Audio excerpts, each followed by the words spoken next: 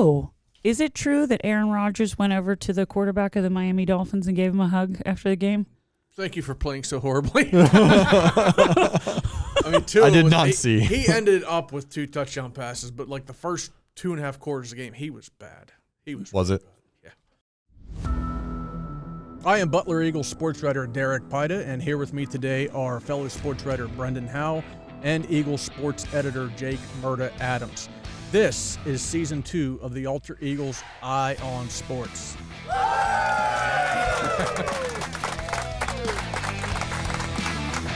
I was not paying attention to much of the game last night. I'll be honest, I didn't watch. I was out. I was out to the world. I wanted to watch, but a game like that, you want to like be at that game. Like that's a game that I would have liked to have been at.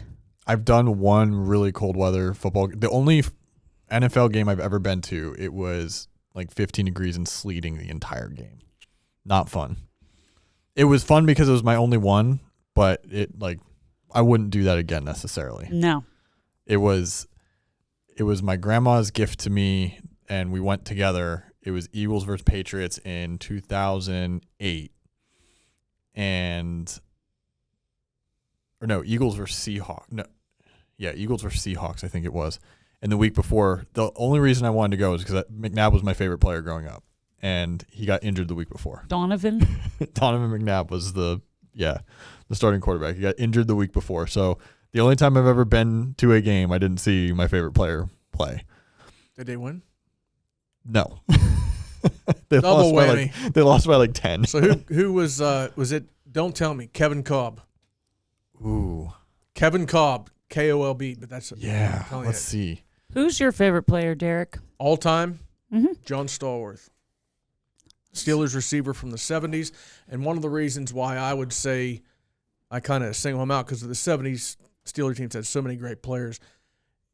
I don't remember Terry Bradshaw playing.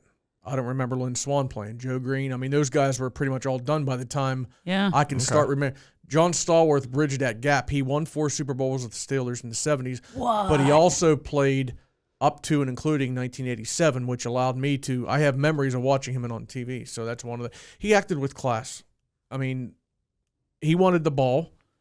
There's interviews with him now where he went up to the Chuck Noll or whoever and said, why can't I get more passes thrown my way?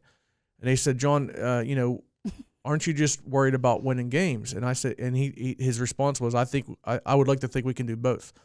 More passes coming my way and win the game. He very easily could have been named Super Bowl MVP in 13 and 14, but they went to Terry Bradshaw, which is fine. But John Stallworth, definitely. Is it, though? Is it? What? Fine. Oh, yeah. I mean, I love Terry Bradshaw. Well, yeah. I mean, he's kind of a caricature we need to get him. Caricature of himself now, but I feel like we could get some of those guys. I feel very confident that we could. Here, I found the game. I was wrong. It wasn't 2008. It was 2007. Oh. But it was against the Seahawks. Fired. And the week before, they had played the Patriots, and McNabb got injured. Can you guess who it wasn't Cobb. Can you guess who the backup quarterback who started that game was? He went on to start for a few other teams. Wait, hold on a second. Before you answer. Here's my trivia question. I thought I was getting out of the trivia. No. Oh, this playlist, it's like doing things. He went on to start for the Dolphins shortly after this season. Hold on a second. Ooh. Not for long. Oh, no. Hold on. Not yet. This is like death music for me right now because I can't get these damn darn this things does right. not count for your record. Yeah, I'm glad. I should know this. Considering you pulled Kevin Kolb up, this is why I'm asking you. That was an impressive pull for somebody who He doesn't started follow several games for them. You can do it.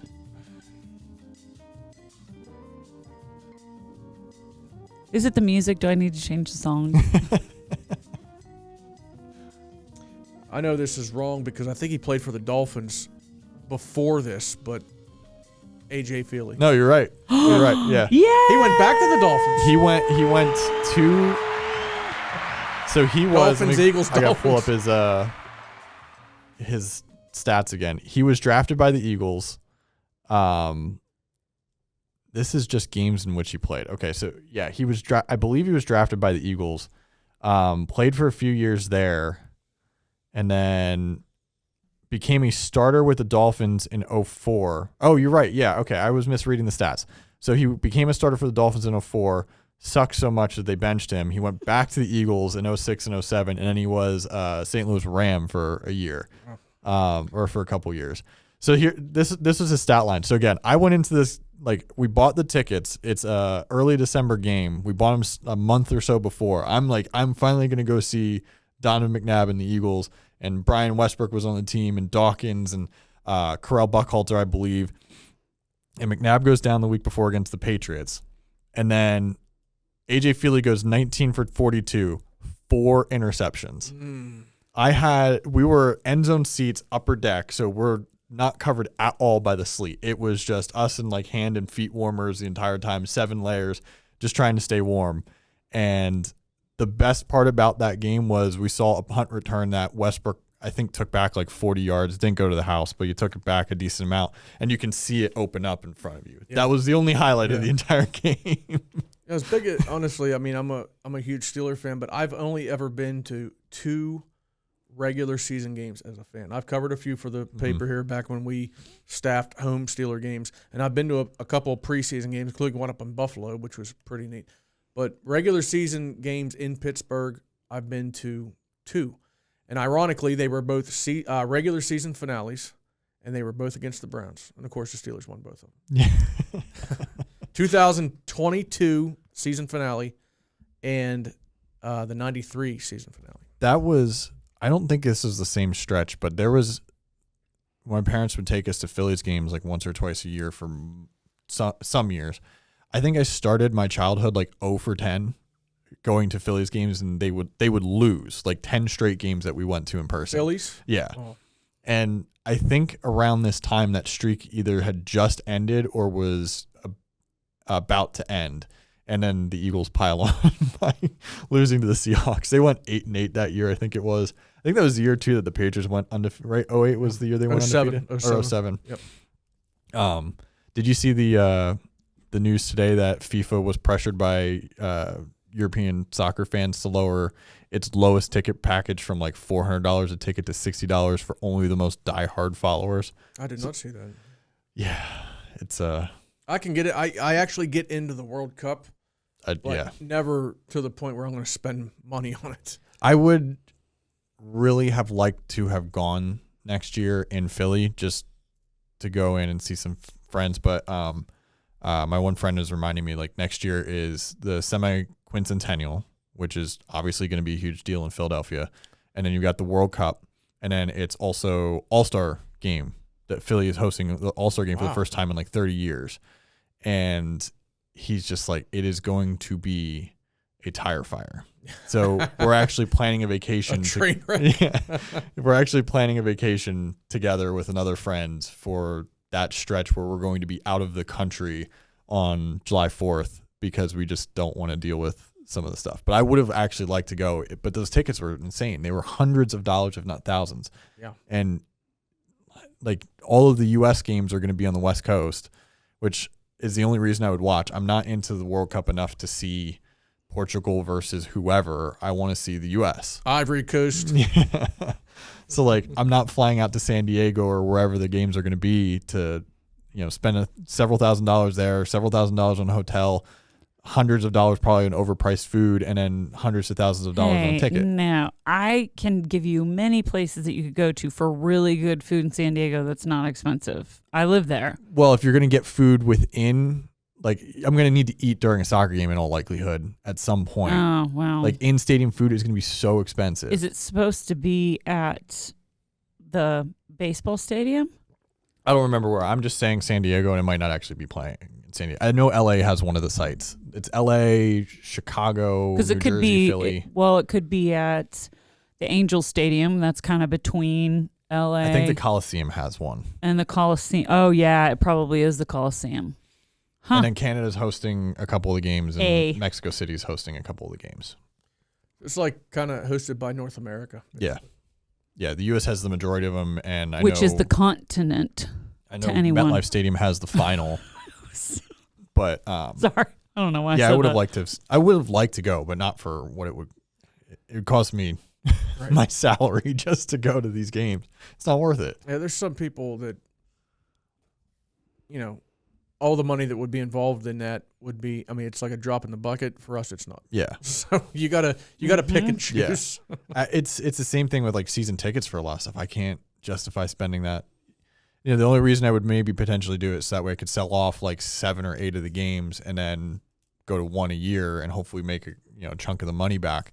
But like I could never justify spending money on season tickets for the Eagles. If I lived in Philadelphia. Yeah, I have I guess let me make sure I get this right. This is my wife's brother-in-law. Her sister Ingrid lives in Boston. Her husband John. We always say he's from Philly just because he's a big Eagles fan, and but he actually grew up in New Jersey, but it was on 10 miles from downtown Philadelphia. Yeah, it's the South Jersey. Okay. Yeah, and he has had season tickets to the Eagles for years. I mean, I've known him for about 15 years now, but I think this goes back to like maybe the mid 90s, early 90s. I remember him telling me that his dad took him to Eagles games back when Norm Snead was their quarterback. So we're talking like mid 60s. Yeah. Mid 60s. But as far as I know, I'm not saying he gets to every game, but you figure either 8 or 9 home games a year now, he gets like 6 or 7 of them. And he lives in Boston. So I was going to say, with something like that, when you buy season tickets, does that include any type of like parking? Depending on the package, I believe. Okay. Yeah. Because I imagine all that's got to add up. Oh, it's especially And if you're for going to a like, game, if you're buying season tickets, you're like going to the game. Philly and Steelers, I bet would be some of the I'd be most going. expensive season tickets, Yeah. just because of those fan bases. Yeah, I guess it comes down to how you grow up with being a fan. Like, honestly, if you told me that I'm never going to be at another Steeler game ever again, I'm so used to watching them at home. Yeah. I'm okay with that. But there are people who are brought up in a family where, they're at home games like almost religiously, barring a family tragedy or something. They're at that game, they're tailgating, and that's how they are brought into being a fan of that team, and they get so used to it that they just, hey, you got to go to the game. No, I'm good. I'll sit at home and throw something across the room if I have to. As opposed to like, punching somebody in the face in the stand. So, okay. Yeah, that's probably a better option. When the Eagles won in 2018, I was in Philly with a group of friends, which made the experience, won the Super Bowl. That made the experience amazing because then we just got to run down to Broad Street and party for, an hour or whatever and head back to the apartment. In 2023, I was in Louisville, went to a Super Bowl party with some coworkers, but I was like one of 3 people in like a room of 15 rooting for the Eagles. And then last year it was me and Mallory sitting at home watching the Eagles, mostly her just on her phone. And I was the one paying attention and screaming and the dog scared.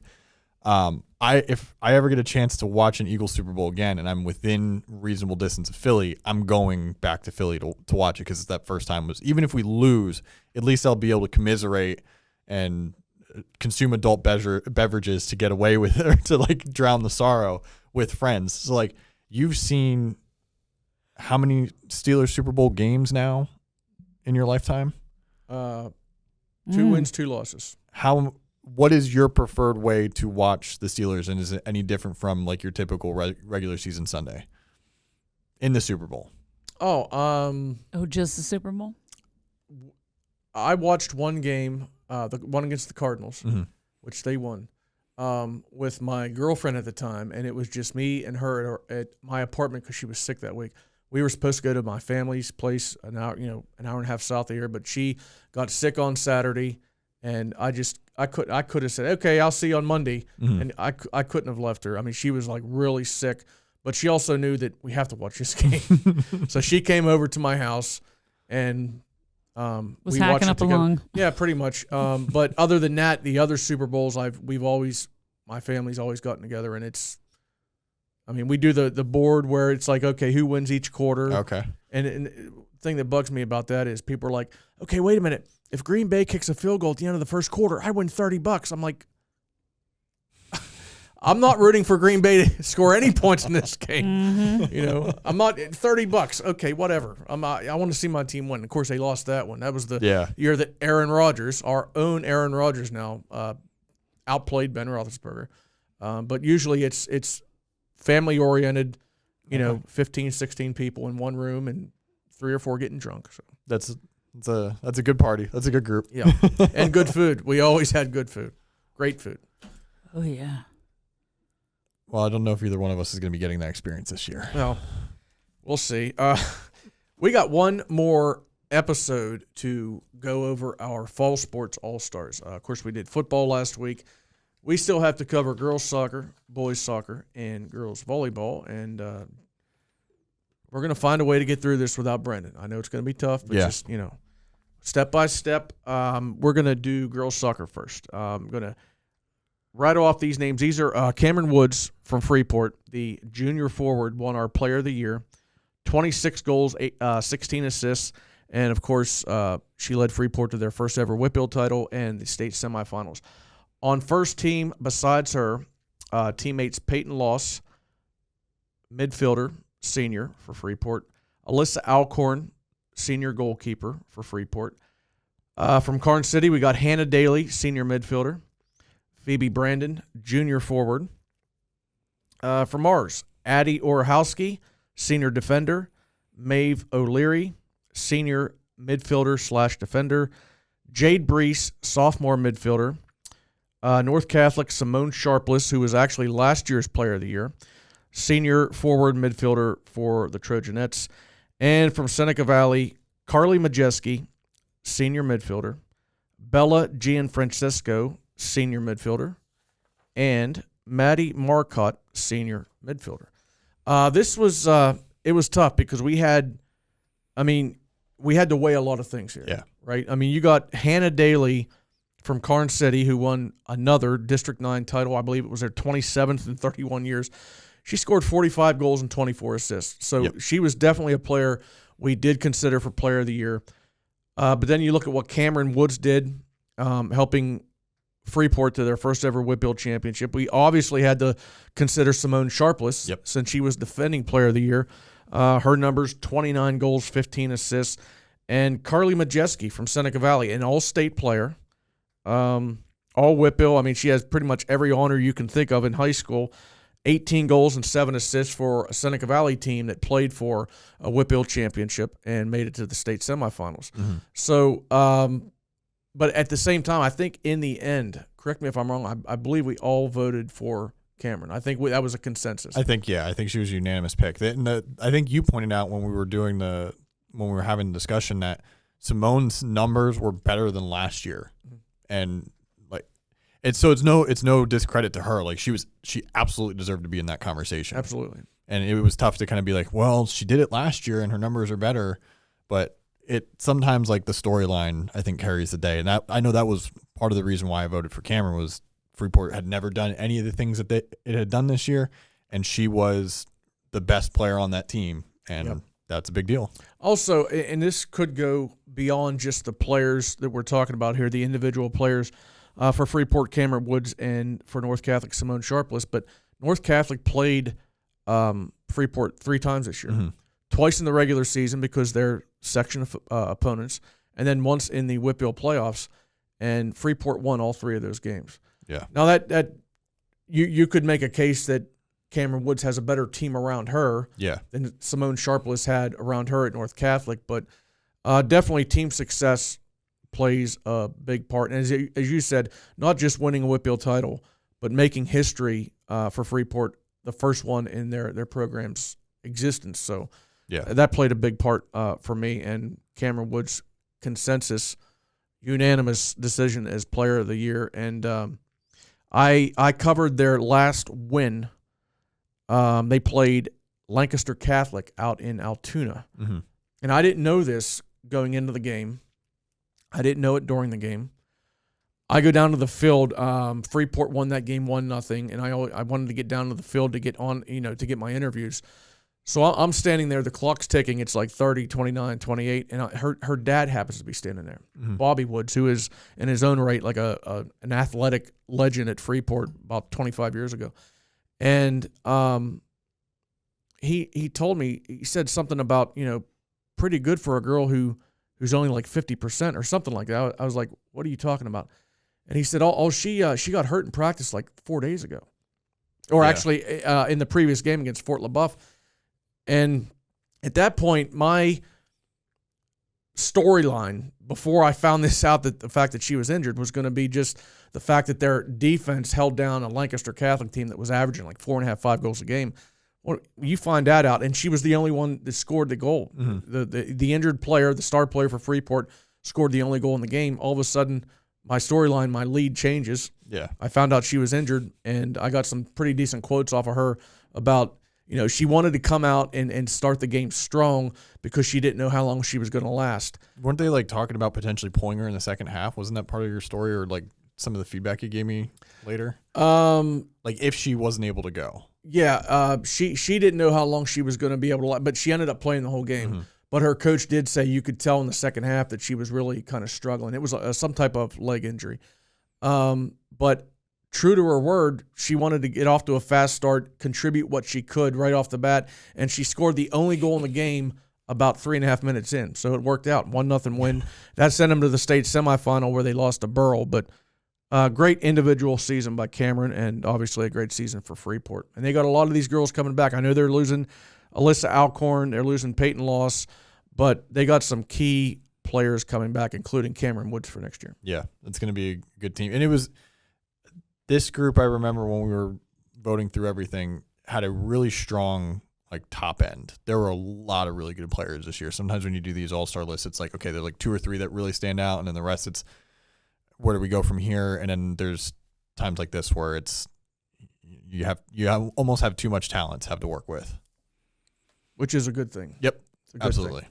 So you got girls volleyball. Yeah, so different from girls soccer, we ended up actually going with a 2-time player of the year with Cece Christie from Mars, the senior outside hitter who's going to Elon next year. She headlines us as player of the year. I'll go through some of her stats in a little bit.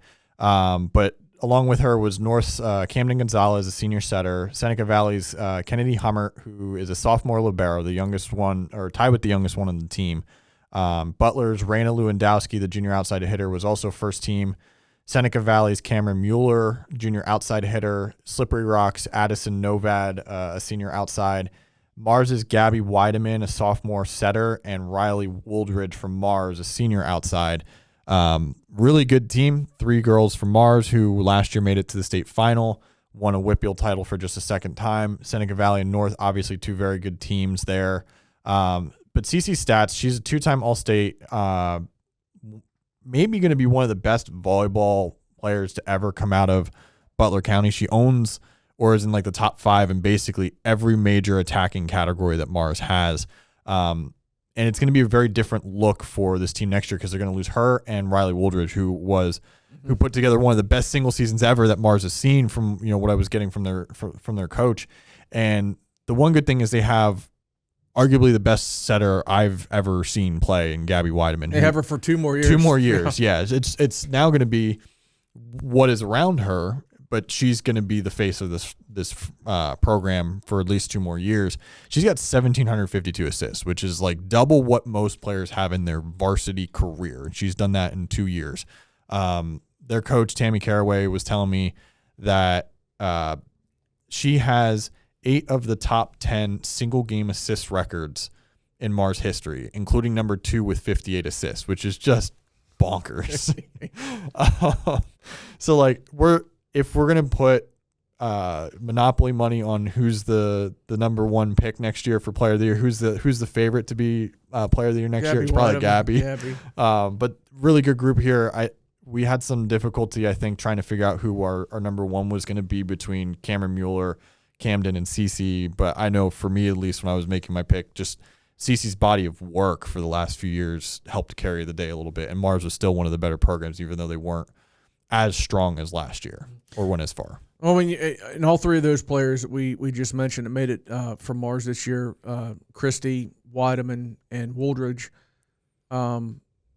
they were also on last year's team. And when you have that much talent, and obviously, I mean, there were other girls that contributed, but when you have like three girls like that kind of leading the way, you expect a team to accomplish big things. And they did last season.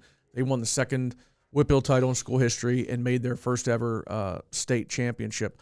But regarding next year, looking ahead, no matter who is playing middle hitter or outside hitter or whatever, replacing Riley and Cecilia, when you have a setter with as much experience and talent as Gabby Weideman's going to bring to the table, that's going to make things easier. I mean, obviously, they're huge shoes to fill for those girls that are graduating. But when you have somebody in place that has, plays such an integral role in making sure that the ball is where it needs to be for girls to get those kills, I mean, I can't think of anybody at the high school level right now that's better than Gabby Weideman. It's always considered the quarterback position on the field or on the floor. So when you have that all-pro caliber, all-state caliber player at that position, it raises the floor of the team regardless of what else is around her. It's similar to like, you put Randy Moss next to Tom Brady and he's super, like he's going to put together his best season ever. You put a bunch of scrubs at wide receiver like he had most of his career. He's still a Hall of Fame quarterback and that team's still making the playoffs. She's going to keep that team at a certain level. It's just now who develops behind her and around her. We might see some surprises. We don't know. I know volleyball was incredibly tough for me personally. I mean, just as far as the voting goes, we have a one girl who also made it, and you mentioned her, Raina Lewandowski. They have another player who's going to graduate here in the spring, Julia Mason, who had a really good season. Ended her career with, I think it was about 1,300 assists, but, we want to balance, we want to recognize girls, but we also don't want to just say, okay, here's 15 players who had really good seasons. Yeah. We want to try to balance it and make it have some weight to it. Yeah. Have some weight to it. If you are named first team for Butler Eagle, whether it be football or volleyball, soccer, we wanted to carry some weight. Yeah. And that's why, I mean, literally, we could have named 15 girls here, and each one would have had impressive stats, but that's why we do have also honorable mention. And the honorable mention, I don't take that lightly either. Yeah. When you're playing in a sport in this county that's as strong as volleyball, and you get your name mentioned in the paper, whether it's first team or honorable mention, I would like to think for these girls it does mean something. Yeah. Either way. And some of those girls are going to be, or boys in boys soccer, are going to be going into junior year or senior year, so they have another chance to, make that jump. Yep. And last one, kind of getting teary out of here, Jake. We'll have to move here a little bit. Sports, okay. Got we got boys a guest soccer on this list joining us here in a second. Yeah, boys soccer. Karns City, Mason Bell, senior forward. Freeport, Xavier DeWitt, junior forward. Ryan Sotera, senior center midfielder. From next up is from North Catholic, Arthur Mendonca, junior midfielder. Jack Spernak, senior defender. From Mars, Logan Kuhn, senior midfielder. Frank Knezovich, senior forward. From Slippery Rock, Wade Freeling, sophomore forward, the only underclassman on the list. And from Seneca Valley, because they had such a great season, Owen Eastgate, senior forward, who was named our player of the year, by the way, 23 goals, 10 assists. Jacob Prex, junior midfielder. Owen Ally, that's how you pronounce his name, junior midfielder. And Chase Good, junior goalkeeper. The thing that sticks out for me right off the bat is Seneca Valley is losing Owen Eastgate. Obviously, that's going to be an incredible large hole for them to fill. But Jacob Prex, Owen Ally, Chase Good, and even other players that were nominated, Finn O'Donnell, a junior defender, Luke West, a junior defender, they're getting all those guys coming back next year. And something tells me Seneca Valley will find a way to I don't want to minimize what Owen Eastgate did this year. He's named our player of the year, but Seneca Valley is such a strong program. When they lose talent, somebody is every year it seems they're just able to step into it. And he did that out of position, right? Yeah. Yeah, he went from being a midfielder to a forward like midway through the season, or like 4 games into the season. George Williams told me when I called him up to get some comments about the player of the year, he said that Owen's natural position is actually midfield. And he started this season at midfield, but in the first 3 games, he scored 7 goals. And George told me, he said, with somebody that has that kind of ability to score, I don't care what your natural position is, you're playing forward for us. And obviously, Seneca Valley, playing for, they played for another Whitfield title this year, lost to Fox Chapel on penalty kicks. They lost 4 games all season. 3 of them were to Fox Chapel. And I think, 2 of them went to overtime against Fox Chapel? One was overtime, and one eventually went to penalty kicks in the Whitfield final, yeah. That was a brutal weekend for Seneca Valley. Like, both those Whitfield championships were so tight and just heartbreaking losses. But I mean, those rosters were really good. I just remember like all the coverage you guys had this year from them and the other teams. Owen's absolutely deserving player. I don't think we had too much trouble on that end picking him. I think it was kind of funny that we had Prex last year make it, and then his younger brother Jacob was a very good player this year. Not quite player of the year level, but we were kind of making the joke of, do we just have another Prex in as player of the year? Yeah. But no, Eastgate's the man. Yeah, Prex 18 assists in 4A soccers. Yeah. That carries a lot of weight with it. One thing Slippery Rock, and I mentioned this, I learned recently that people have different meanings for the word underclassmen. To me, upperclassmen are seniors and juniors. Mm-hmm. Underclassmen are sophomores, and some people will just refer to an upperclassman as a senior. And everybody below that is an underclassman. I go the other way. Underclassmen for me are freshmen and sophomores. Wade Freeling for Slippery Rock, the only underclassman as a sophomore, making our first team, 19 goals, 6 assists. I'm excited to see what that kid can do over the next 2 years. 19 goals and 6 assists as a sophomore. What's that going to translate to over the next 2 years? So they have him coming back, a big piece for the Rockets, who are perennially one of the top teams in District 10. Really good rosters that we had here for our all-county teams, for sure. And that closes the book right on the fall season? Just about. Just about. Just about. Oh, you got golf coming up. We do have golf. We have golf coming up. But before that, an interview with Karns City's Mason Bell. How you been? Good. How about yourself? Not too bad. Getting ready for the holidays and feeling recovered from football season and soccer. Or are you still a little sore? No, we're good. We're ready to go. Today we welcome Mason Bell to the Eye on Sports podcast. Mason is a senior at Karns City High School and was recently named to the Butler Eagle Sweet 16 Defense All-Star Team in football, as well as the boys soccer All-Star Team. Mason, thank you for joining us. Thank you. So you've had a few weeks to kind of digest the fall season. What are your thoughts on the effort you put in individually? A leader in 2 sports who excelled and helped both the football team and the soccer team to District 9 championships. That's quite a load for one season worth of sports. What are your thoughts on what you were able to accomplish? I think it was great, especially for the soccer team. We had a very young team the past 2 years, especially this year. And I mean, my goal for the soccer season obviously is to win in D9, but to give those guys as much knowledge as I could, being that I've played for so much longer than a lot of them have, and get them set up for next year. And football, I mean, it's a little different. I've played with those guys in the football team for years now, probably since like 6th grade.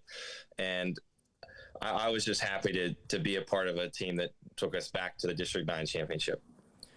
We've covered athletes in both of our careers who were like 2 sports, same season athletes. And maybe it was like a kicker for the football team and played soccer, as a starter, or ran cross country and also played soccer or something else where it's like more about the cardio than, actual like X's and O's type of stuff. But I've never covered an athlete who did what you did, which is be a starter on both football and soccer at 2 very important positions.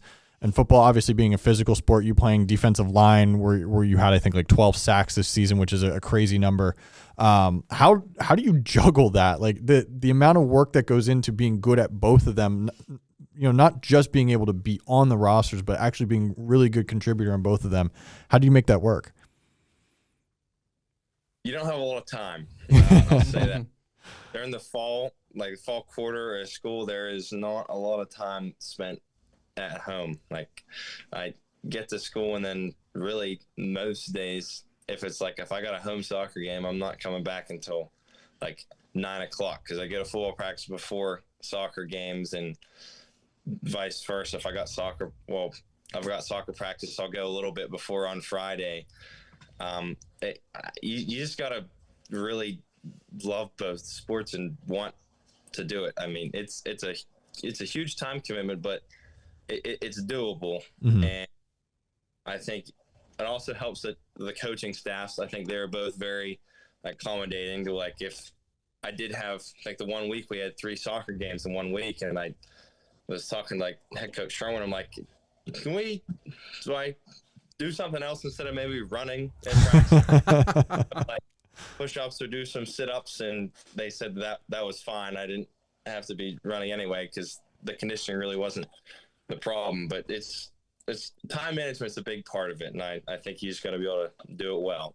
You mentioned the time there with it. Like I'm also thinking a little bit about how you mentioned actually too, like the coaches working with you on this stuff. So like, were you able to take like certain reps off? How did they kind of adjust your practice or your version of practice so that you were healthy all season for both teams? Because they need to make sure that you're incorporated into the schemes and everything, but at the same time not burned out or don't get injured. Yeah, like the reps of stuff that might be like a bit repetitive, like some stuff like at football that if for the D-line we're doing like punches every day or doing like get-offs every day. That stuff sometimes I don't need to do everything single day because I've done it for so long. But like you said, other stuff with scheme stuff, if it's something that's like critical to the week coming up or like a schematic thing, I was always there for it. But both coaches kind of gave me a break when it comes to like maybe tedious stuff and just like technical stuff that you're working on every day. You mentioned you played football for a long time, including with many of your teammates. When did you pick up soccer, and what's kind of your journey with that sport? What got you interested? I've actually played soccer for a lot longer than I've played football. Oh, really? I've played soccer since I was about 5 or 6 years old. I just didn't play for the Karns City varsity team until I was in 10th grade.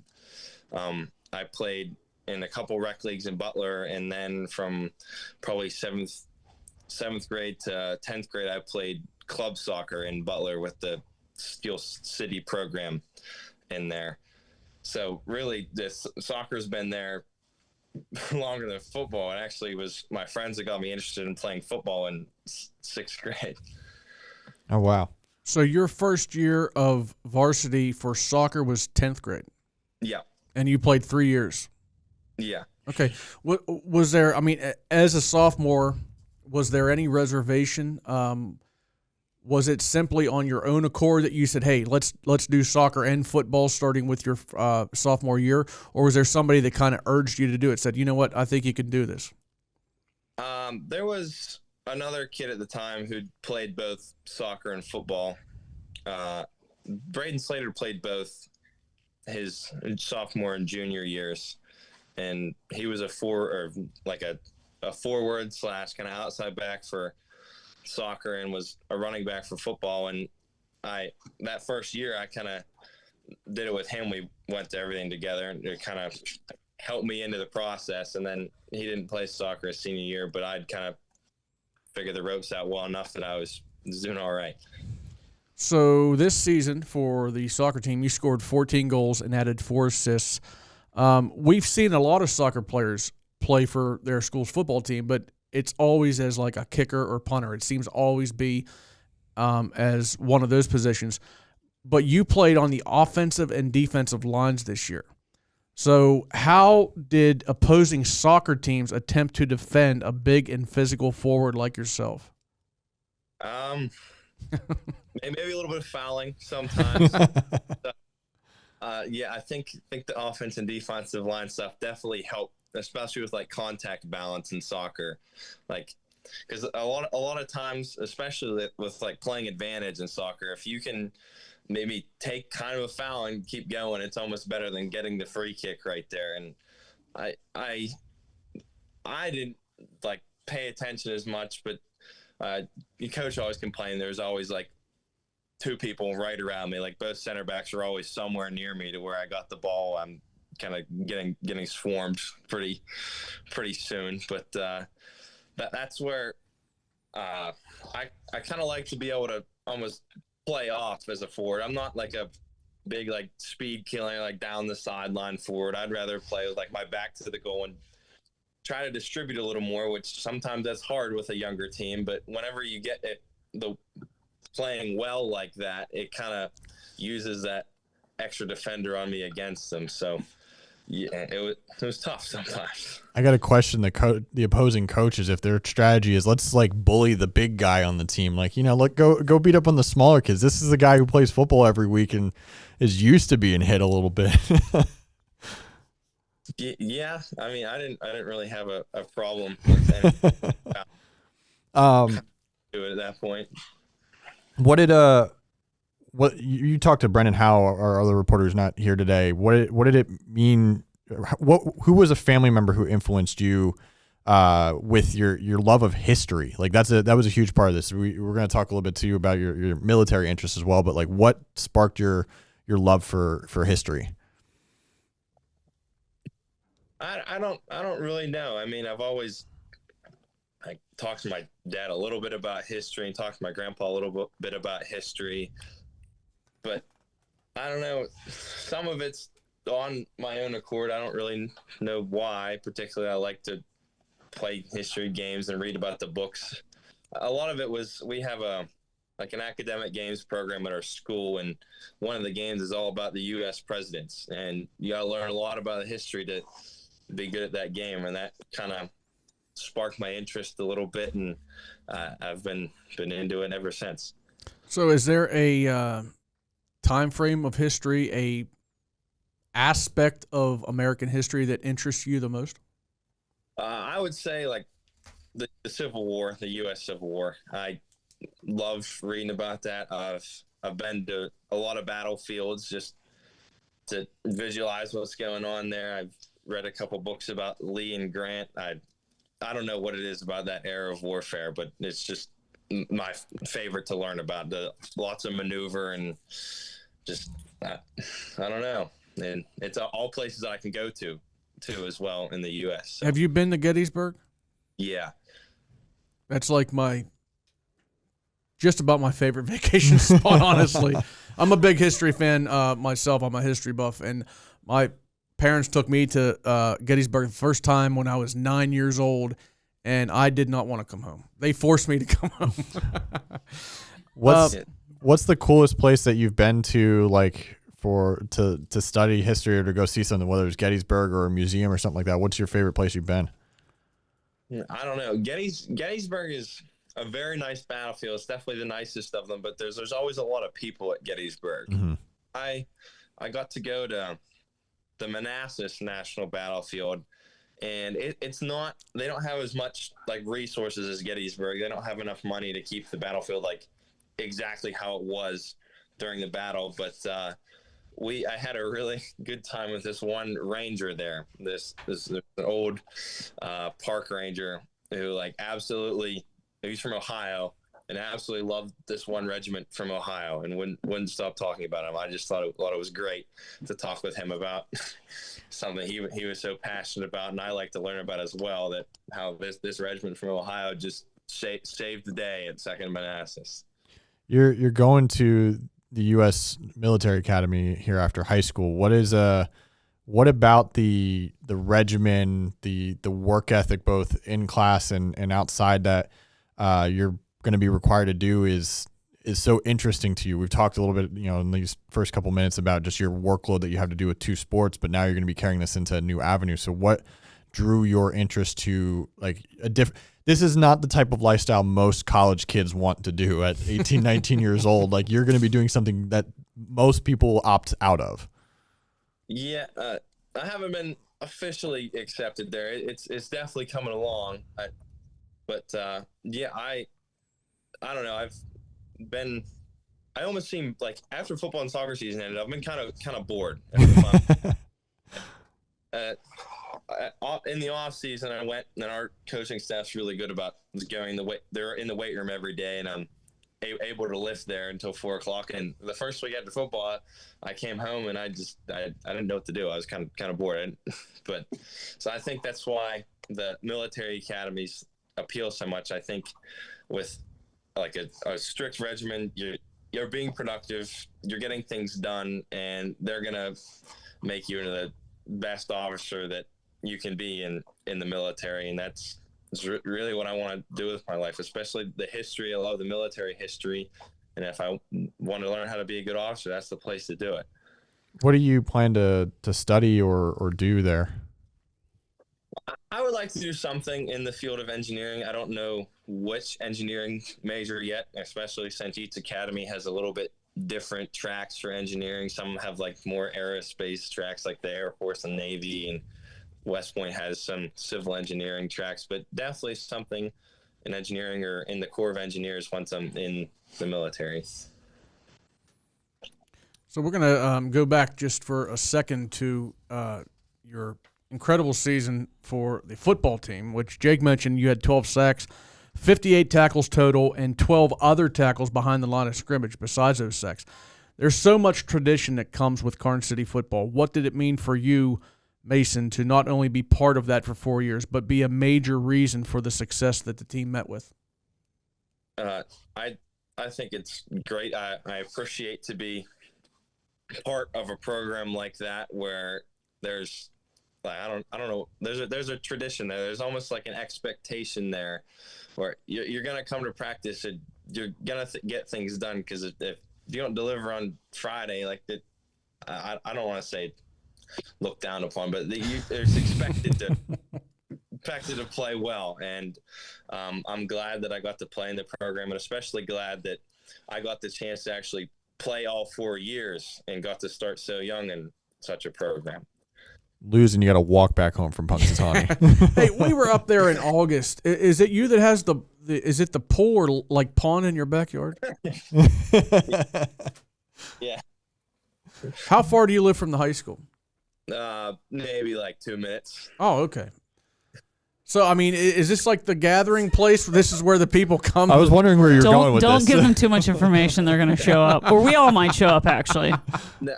I wouldn't call it a consistent gathering place, but whenever we would hold like a program night, every Thursday the team would get together at one senior's house as a team and just eat and hang out. And the first Thursday of the season, it was at my house at the pond down there. So it was quite an interesting time. I feel like there's stories there, and we're just gonna leave them off air. Well, Mason, what's your ultimate goal? You said you're interested in engineering, but what are you hoping to do long term or down the line? As of right now, I would say a career officer in the military. Granted, that could change depending on where I'm at, but that's been the dream for a while now, and I feel like I've done a lot working towards it in athletics and academics and even outside of that. And well, I mean, we'll see where it takes me, but that's the plan as of right now. You still plan to be like playing sports in some capacity in college or beyond? I'm gonna try. We'll see if they want me. All I can say is no. So I'm sure like it's like asking a girl out. All they can say is no. I'm sure there's a lot of club sports and intramural stuff at West Point too that you can get into if you're pick up something new, pick up lacrosse and whatever. I don't know. It's a whole nother ball game. But I mean, if the opportunity presents itself, I wouldn't throw it out just yet. Mason Bill's a guy who gets things done. He did it on the football field, the soccer field, and we wish you luck getting it done at West Point. Thank you so much for joining us, Mason. Thank you, too. I appreciate it. Yep. Thanks, Mason. Congrats on the good year.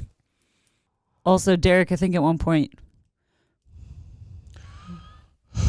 a little bit of nose breathing was happening, and then it looked like your eyes were closed. So I was doing this, and he's like, and I'm like, he's breathing into my mic.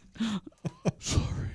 You're Speaking of Brendan, we got Stump Brendan, which has been crossed out for Stump Jake today. For 1 week, yes. I hate this part. Okay, well, let me ask you this. Yes. Yes. If there's one team, one season and one team that you would say you know more about than any other, what season and team would that be? What season and team? I want to see if I got this right because I got a question for you.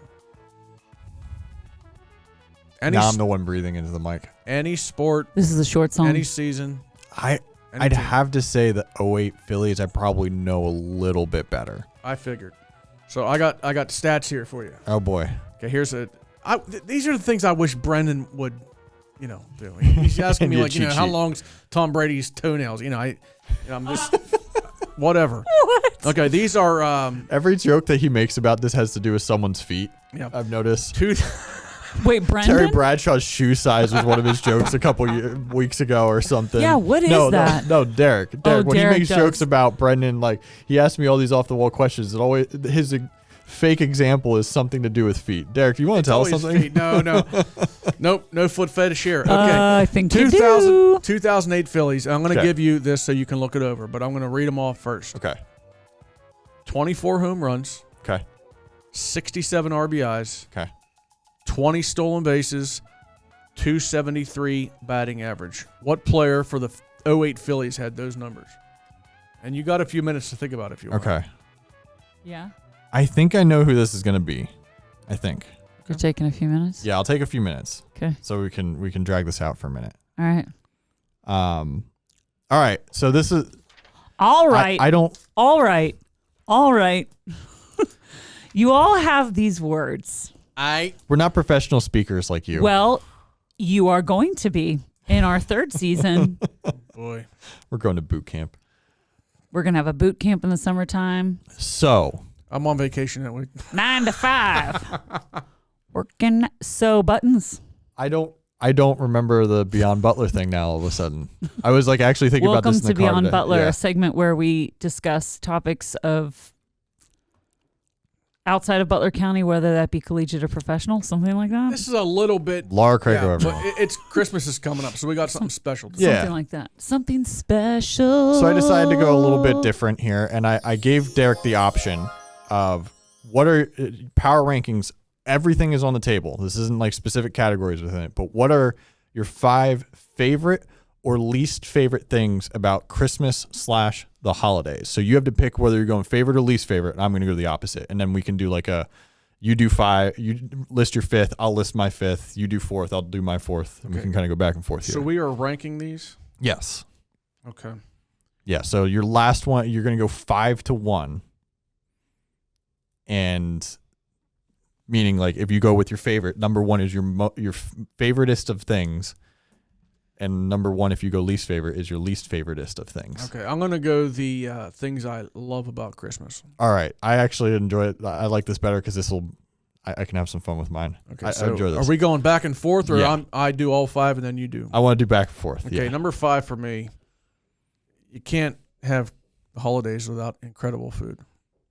Food, absolutely. Food's got to be And I there. got my wife Beth is an incredible cook. I mean, cookies, all kind of holiday dishes. So I hit a home run with it. These are for you guys. Oh, Jesus. boy. There's one for each of you. All right. Sorry. Since you're talking about food. Okay. Food, definitely one. Well, I should have prepped this with Laura ahead of time, and this is bad leading on my part.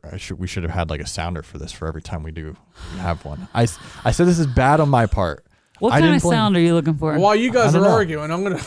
Well, sticking with the eating theme, If you nuke that 5th for like 7 seconds, my 5th Or you could least just eat favorite thing about the holidays, cat eating the fake leaves or pine needles off the tree or anything that's out, and then throwing it up 5 minutes later. so that's your least favorite? My 5th least favorite thing about the holidays. So this has happened.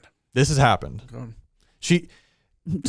Cats and trees do She- not mix well. She's usually not too. She doesn't go after the tree. She just, if the needle, like the plastic needles, fall on the ground and she walks by, she'll eat it. Oh. But if you do like plastic flowers, we can't put fake flowers out on like the dining table or anywhere. If she sees it, she tries to eat it and then she throws up and then she'll eat it again a couple hours later and then she'll throw it up again. It's better that it's fake and then real because the real ones could actually cause like You clean it up. no thanks. I have a cat that already has hairball issues. There and are days last night at like 2:30 decided to start meowing all over the place and I was like, what is happening? I won't say what I'm going to say or what I wanted to say about our cat because Mallory will reach through the camera and choke me retroactively. Mallory watches us? Yeah, she does. I'm sometimes. out. I'm out. I think she's the only one that watches from this group other than me. I do sometimes. I listen more. I shouldn't say I watch. My listen dad more. watches. He's got his eye on you. Yeah, because I'm not even on camera. Yeah, you're not even on camera. All right, your fourth favorite thing about the holidays. Decorations. Ooh.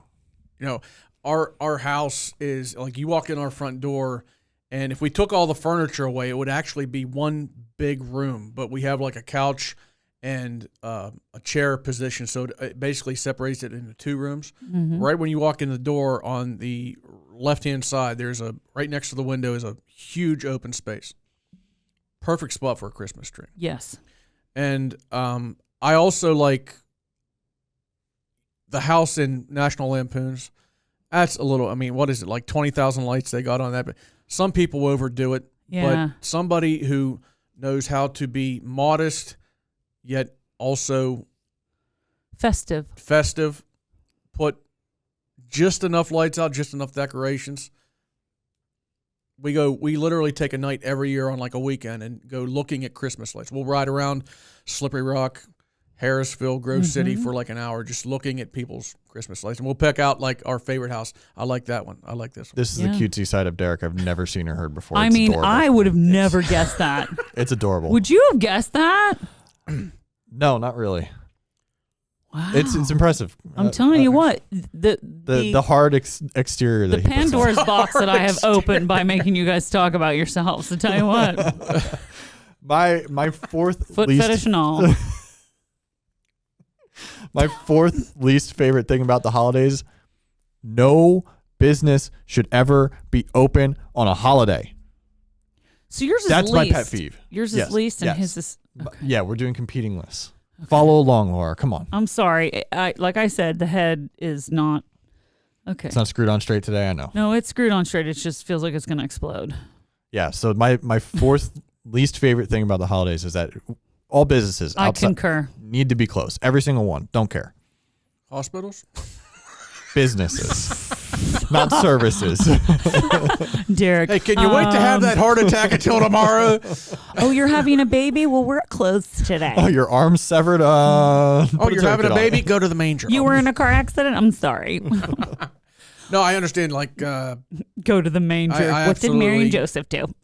because we know there's businesses out there that are open like literally 365. Yeah. I agree with that. Yeah. I'm also very anti-Black Friday, so this is in keeping with that. All right, number 3 on our list, Derek. Movies. Movies. And when it comes to holiday, I'm more of the classical. I don't think I've ever seen Elf the whole way through. Ooh. Oh. But just over this past weekend, my wife and I sat down and watched White Christmas. Oh, love. What? Derek, you're really surprising me today. It's a Wonderful Life. Oh, yes. That's Mallory's favorite Christmas movie. Favorite. There have been literally about 836 versions of A Christmas Carol, but the one in 1984 with George C. Scott as Scrooge, I mean, it's like not just Christmas movie. It's like one of my favorite movies of all time in any category. I love that movie. Nice. And if I want to laugh, it's either Christmas Story with Ralphie or National Lampoon's Christmas Vacation. Yes. With Cousin Eddie. Done. Hands down. Because you know what? You think about that National Lampoon's Christmas Vacation came out in 1989. It's a really good movie until Cousin Eddie shows up, and then it becomes an absolute classic after he shows up. Cousin Eddie. Cousin Eddie is just a whole nother. That's like a whole series right there. I just watched like an hour of that movie for the first time. I've never seen it. And it was on. What does it matter with last you week. two? Elf and Christmas Vacation. I've seen Elf. Excuse me. Okay, but I'm merging you together in this judgment. I resent that. Well, between the two of you, I'm disappointed. My number 3 least favorite thing about the holidays / Christmas is working from the office. I don't prefer to work just in general. I don't think anyone wants to work on the holidays, but if I have to work, I would rather be at home in pajamas or be able to do it on my own time. With like not a drive. pine cone scented candle, or no, because Mallory doesn't like those. I don't care. Well, that's... I will put out a pine cone scented or pine scented candle during the holidays. And what's her favorite scented candle for the holidays? The candy cane. Usually something Halloweeny, which ends up being like whatever like the black Starry Night kind of stuff is. The Yankee one. The Yankee candle, the black one. With like the moon and the that one smells tree. so good. Yeah, she likes that one a lot. It kind of reminds me of a man. That's why I like it, because then I pretend like there's a man around. I'm like, ooh, he's just away right now. I think we know what to get Laura for Christmas. Going back to the mall. Number 2, Derek. Number 2, when I was a kid, obviously I loved getting gifts. But, as you grow older, I'm literally happy now. I mean, a few years ago, somebody got me like, it's okay, we're all adults here. Got me like a pack of boxers. Mm-hmm. Yeah. It's, boxers aren't decent ones are like $20-$25 for like 4 or 5 of them. Yeah. Mm-hmm. So the way I look at it is somebody gets me those, that's that much money I don't have to spend on them for myself. So I can get, if I want to go out and get something, a little more, interesting, and I have more money to do that by myself. I'm totally fine with the very nonchalant gifts as long as I'm going to use them. Mm-hmm. Mm-hmm. But giving gifts, when you buy a gift for somebody and they're opening it up and before they even see it that you hit a home run with it, that gives me a lot of anticipation and gives me a lot of it's very satisfying to know that you got somebody something that they really can use and enjoy. This segment with Derek is just astounding.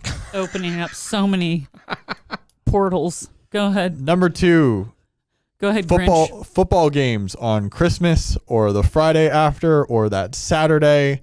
I'm okay with NBA and Christmas because like it's the same thing as Christmas or football on Thanksgiving. Like I get it, and I'm okay with New Year's college football games. That's fun. NBA should have Christmas. NFL, stay the heck out of it. I totally agree.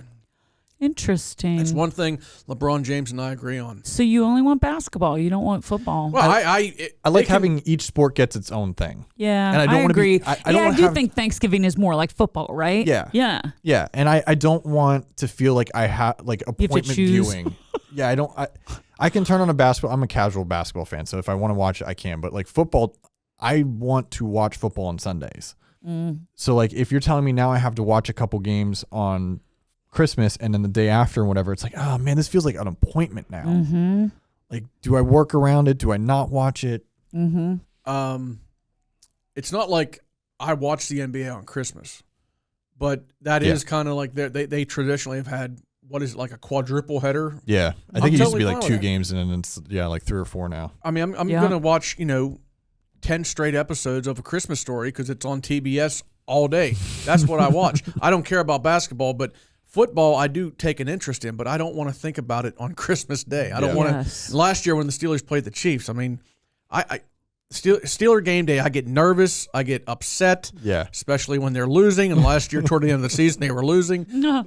I don't want to have to deal with that on Christmas. I just give me my 8 straight episodes of Christmas Story. It's not very jolly. Mm-hmm. All right. And your number 1 favorite thing about Christmas / the holidays? I know this is probably going to surprise you as well. Drum roll. And I know a lot of people dread holidays in general because of this, but relatives. Okay. I love relatives. I mean, wow. I was. Look at you. I was lucky enough to marry into a family. Like, I don't look at my in-laws as, oh God, I got to spend time with them. I got to spend an afternoon with these people. You get excited. They're good people, and I absolutely look at them as not just my wife's family, but they're my family too, and my own family. They're all right. They're okay. Do you wear like a Christmas sweater? Do you like? I wear a colored shirt. You wear a collared shirt. Yeah, like one that would, Yep. you know, If we found out there was a yearly like family photo of the three of them all dressed the same every year for like 12 years or whatever, that would just be the we just took chef's one in kiss on Pittsburgh this. the other day at Heinz Hall. Okay, Derek. We were down at Heinz Hall for a Christmas music We need concert. to see this photo. I'll have to get it from my wife. You need to show it to us. Okay. The synergy of our list has been We wanna see it. phenomenal. And so my number one ties in pretty well.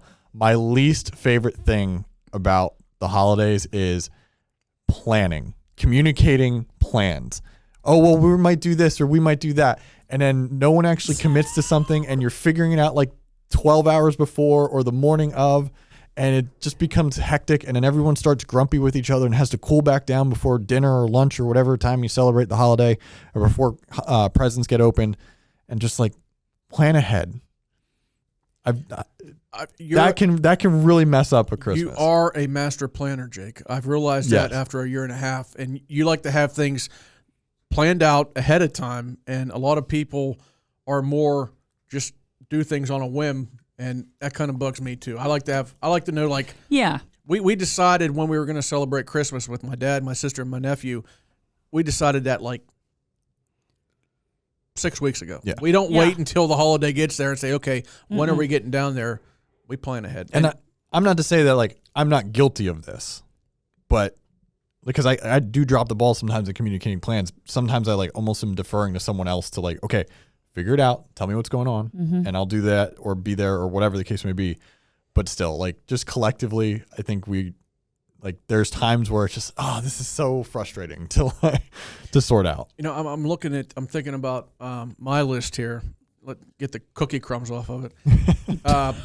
Relatives, gift giving, movies, decorate. There's a lot of people that look at that and say, that's like my least favorite things to do. I hate spending money on other people other than myself. Most people wouldn't pass up the food, but decorations, movies, I guess I'm kind of an anti-guy when it comes to Christmas. No, I think you're, I don't know. You're a family man. I got a soft side. You're a family I think man. that's a good way to put it. It's the mayonnaise. Well, thanks to you. Yes, it is. My honorable mention on the list is fake trees, but I have to use a fake tree right now. Yeah. I like having a real tree. I just do. Yeah. I like going out and too. cutting one down, and like my justification is tree farms grow more trees, so like it's not like I'm killing nature It does necessarily. make me sad though when you see them all laying out in the curb. Yeah. Like when I lived in Boston, I'd always be like, oh, it's so sad. My dad has a trees. fireplace at home, so he would like let it sit out in the backyard for the entire year, 2 years, however long it took to dry, and then just chop it up and use it for firewood Yeah, down the I line, guess which is so. at least it's getting used. Quick story, real quick. I hope my dad's watching this episode when it comes out. Okay. When I was growing up, we did get a real tree. During my years in college, my parents switched to an artificial tree, but this is back, I was 11 years old, Christmas of '89. My dad was bringing the real tree through the yard into the house, right? Oh no. And we didn't even have a dog, so this was somebody else's dog, but he drags it through a power, you know what? Oh no. Brings it in. So and you know when you have and a you real tree, open it. when we had a real tree, we always put it up like December 15th, and then it would come down like right after New Year's. So it would be about 16, 17 days. That whole time, we were never able to get that smell out of the living room. So for 2.5 weeks, our living room with a Christmas tree smelled like dog crap. Oh my gosh. I can't Remember match that one, Dad? I can't match that one, but we had a Wow. we had a present in a Christmas tree one year. We found 2 nests of praying mantises.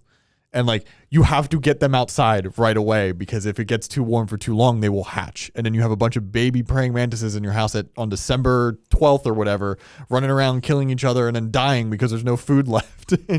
'Tis the season. So we Wow, found 2 of them and we had to put them out in the backyard because let them do their thing. Yeah. And then the next spring, dozens of those suckers popped out, and that was fun. It's time for Jake to miss a trivia question. Hopefully. Hey, hold on. I So- gotta start it over. You 'cause can read it's the really stats short. there. Yeah, so the Philly, who in 2008, which is the year they won their second World Series and the first in my lifetime, this player had 24 homers, 67 RBIs, 20 stolen bases, and hit 273 for the year. This feels like a very obvious trap question here. I don't know if you're going to Jerry Rice me or not. So I have a backup. My first answer is the answer I'm giving, but I have another thought as to who this may be if it's not him. I'm going Jimmy Rollins. That is incorrect. Dang it. All right. My backup answer is Raul Ibanez. That is incorrect. Ooh. Who is this? Jason Worth. Jason Worth had 20 stolen bases? Wow. Wow. He was worth more than you thought he was, apparently. Well, yeah, and then he ended up getting like one of the largest contracts in baseball Washington, history yeah, like 2 years Washington. later. Yeah. That did not age well. But I miss our Wookiee. He was fun. And now he's a race horse owner and did pretty well this past year. Naturally. All right, last topic we have. We'll try to speed run this a little bit. We did not talk last week about our boys and girls golf all-stars, which we did this year. Our player, the girls golfer of the year was North Catholic's Riley Contle. She made her second PIAA appearance and led the Trojanettes to their first WPIAL team title. She medaled at both WPIAL and states individually. The only golfer I believe we had all year in either boys or girls make it. Our boys golfer of the year was AC Valley Union's Joe Rapp. He won the District 9 2A title and finished 20th at states. On top of that, he was a KSAC MVP. Rapp is a junior. Contle is a sophomore. We're probably going to be talking about these two next year, and Contle maybe the year after that as far as nominees.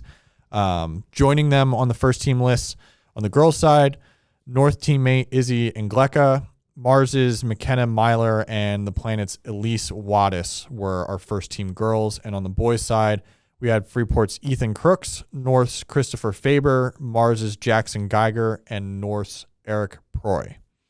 Pretty solid teams there. Yeah, Jackson Geiger, I did a story on him back in, I believe it was, the high school golf season starts so early.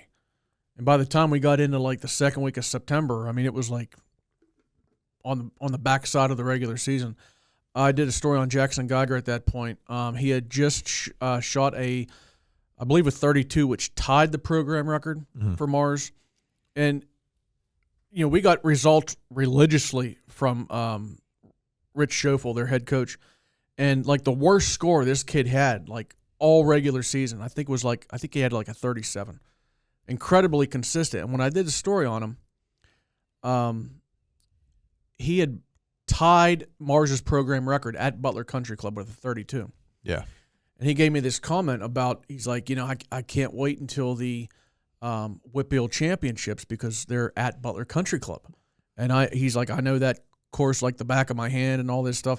And as it turned out, one round before the individual championship at Butler Country Club, I can't remember where it was, but he failed to qualify for it. Mm-hmm. Now, I'm not bringing that up to put the kid down. He had a great season. He made our first team. But you talk about motivation next year. He's only a junior, so next year as a senior, to make the WPIAL final and kind of right the ship in that regard. He's an incredible golfer, incredibly consistent. I'd like to see what this kid can do next year if he makes the WPIAL final. And that's got to be his goal after the way this – I think he missed it by 2 or 3 strokes. That's got to be his goal moving forward to get to that district final and see what happens there. Riley Contle actually made states last year as a freshman. Yep. So now 2 straight years at states. And the thing that is cool about that is it was only 2 or 3 years ago that North Catholic got a girls' golf program. I want to say back in 18-19, they had a really good girls golfer. Her name was Maddie Smithco, and she ended up winning a state title. But they didn't have a girls program at that point, so during the regular season, she just had to follow the boys around and play, the courses that the boys were playing against boys competitors for the other team. And so it's good to see that North Catholic now has a girls program where there can be, camaraderie and, girls can push each other. amongst each other as opposed to saying, oh, okay, we don't have a girls program here, just play with the boys. Yeah. Although it is one of those sports when that happens that I like seeing it when like the girl is the second or first best golfer on the team. Oh, That's yeah. always given me like a small bit of joy, just sticking it to the guys. But I want to circle back to one thing. All I heard from Derek there was just he's calling out Joe Rapp. Watch your back. Jackson Geiger's coming. Geiger counter. Geiger counter. That was a good headline. Thank you. Blind squirrel, you know what they say. This is actually our last episode of the year, 2025. It's going so fast. Yes. I think it's been a good year, though. Yep. It's been a good year. I'm excited for a slower 2 weeks of sports. Don't like that Christmas falls on Thursday because it forces teams into like a Sunday tournament game that play basketball tournaments, but them's the breaks. I'll be down at Plum 2 straight nights, the 26th and 27th, to cover Knock boys. And Joe Lafko, who coached at Hampton for years, is now, of course, the boys coach at Knock. So Joe grew up about 7 miles from where I grew up. I mean, obviously we're different ages, but yeah, when I told him I'm from Dawson, he's like one of the few people in this area that knows where Dawson is because he grew up in that area. Dawson's Creek? Not quite, and I don't want to be compared to James Vanderbeek, but Pacey. James Vanderbeek's co-star with Did not know that. I never watched Josh the show. Jackson, who played in Muddy Ducks. I just remember those ads, those promos all the time growing up for Dawson's Creek. I never watched it though. James Vanderbeek's character in there, you ever seen like a program or like a series like Dawson's Creek was, where it's like every single episode you just want to go in there and punch somebody in the face? Yeah. Yep, I've had those shows. You remember the show Wonder Years? Watch what you do when I sing. Kevin Arnold. I love Paul. I love Kevin Arnold. Kevin Arnold, I just wanted to strangle him. And not just because he wore a Jets jacket every week. You know, freshman year at Clarion, I lived in Nair Hall, and these boys used to call me Winnie Cooper because of my hair. My hair was real long then. Oh, boy. They called me Winnie Cooper. Winnie Cooper. What dated references here? I have no idea what you're talking I about. knew he was going to say that he had no idea what we were talking about. Come on, get with it. Get with it. Come on. Like, it's literally streaming. You can stream Wonder Years. I am currently... He doesn't want to, I guess. So Mallory and I have now, like, we don't binge watch stuff fast enough because she gets, like, distracted and starts watching other things, and then we'll get back to the show, like, 3 weeks later. We have speed run by our standards, Only Murders in the Building. We have not enjoyed a show this much together in forever. That's exciting. We're on season 4. It's only 10 episode seasons. They're only like 30 something minutes, but we're on season 4 already. And in season 3, we started this thing where we drafted 2 suspects in after episode 3, and then we had a waiver pickup. Spoiler alert. In episode 6, where like you could swap one out for someone else if you thought. And we ended up both being right in season 3 with one of our picks because it ended up being 2 people involved in the crime. Ooh. I've never watched that, but I want to watch it. I love Steve Martin and Selena Gomez kills it in that show. She Yeah? kills it, and it's a show about murder. We're on episode 2 of season 4, so either tonight or tomorrow when we get to episode 3, we will have our 2-round draft again. It's the weird things we do in our 30s. Yep, this Very is exciting. For all you kids out there that do listen, that are 17, All 18 years old, kids. this is what it gets to be in like 15, 20 years. This is what gets you excited. I need some milk for my cookie. I'm sorry, I can't help you with that. No mayo? I'm going to go get some. Okay. What's that? No mail. Happy holidays. We'll see you in the new year. We'll see you next year. 2026. What? That's crazy. I haven't brushed my teeth since last year. Those were the jokes we used to make as a kid. We encourage you to subscribe to the Butler Eagle YouTube channel and Apple or Spotify podcasts or your favorite podcast platform. Follow us on Instagram and Facebook at Alter Eagle Podcast and at Butler Eagle News. Goodbye.